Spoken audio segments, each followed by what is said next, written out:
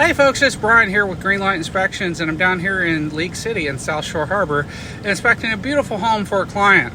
And part of the reason it's so important for inspectors to take their time when they're doing an inspection and be thorough is because what you can usually find if you're looking for it. So, this air conditioner is dripping water into the overflow pan, and that's what the overflow pan is designed to do.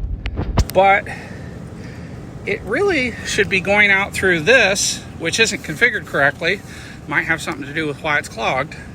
And this is the emergency. And when it fills up, which it frequently will because no one goes in their attic in the summer, then you can wind up with expensive water damage to your home. Always get a home inspection when you're buying or selling a home. Thanks for watching.